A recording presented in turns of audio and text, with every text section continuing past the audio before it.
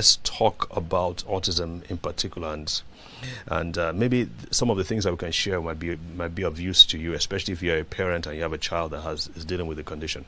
So essentially, autism is a neurodevelopmental disorder, and it affects quite a few people. There are three cardinal signs of autism. One is it has communication problems, so your speech, especially your speech. Many children are not able to speak. They call them nonverbal. Some are able to speak, but only a few words. The second one is your social interactions. Children tend not to be able to, if you're on the spectrum, and it's a very wide spectrum, by the way, going from being able to speak to not being able to speak a single word. And then from social interaction, being able to communicate and have friends and play with friends, to being completely isolated, being on your own.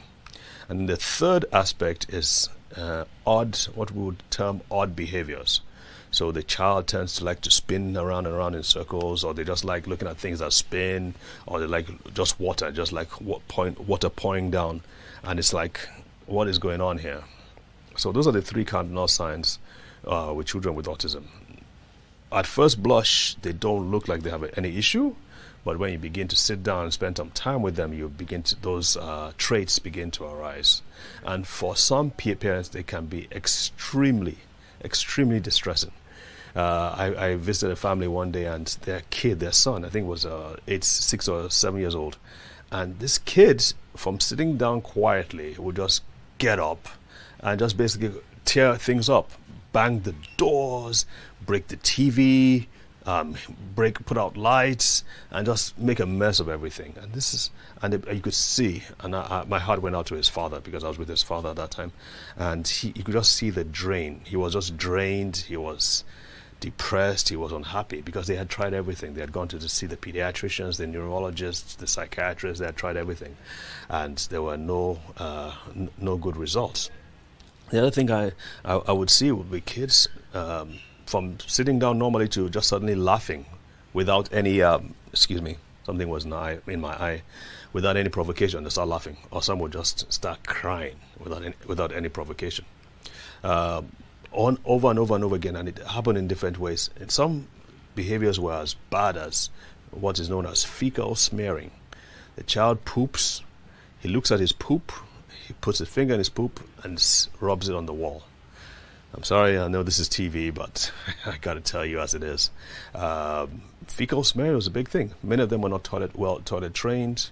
Most of them aren't able to really pay attention in class. They're not able to hold their pens and write anything down. Many of them can't even brush their teeth. They can't even change their clothes. I have a patient who is in 12 years of age, and he can't do any of those things. So it is a problem. It is a growing issue, and there are no protocols. From what I've seen, there are no clear-cut protocols by the pediatricians available to the pediatricians to say, this is how to treat a kid with autism. Most times that's just pushed over to the behavioral analysts. These are the therapists who can sit down with the child and try to engage the child, try and get the child to speak. But it is not, that to me, that's cost intensive, is labor intensive, because you have to have a child, you have to have like 2-3 hours a day with the child every single day, every week, and for years. You may need someone to actually stay with the child and behave and help adjust the child's speech and adjust the child's behavior. Well, if you're a millionaire or a billionaire and you have a child like that, then you can afford to provide such therapists. But if you're the man on the street and you have a child like that, you're on your own pretty much, because again, there's no like medication unless the child is having seizures. And some of these kids with autism, they say about a third of them might have some kind of seizure or the other. They tend to have, so in such cases, they can give them medication to suppress the seizures. But in terms of getting that kid to speak and act normally and be involved in school, there aren't really any that I know of. There aren't really things that can be done for that in that regard. All right, so in the next segment, we're going to be talking about why, or what are the internal biochemical, physiological conditions that drive autism and make autism what it is.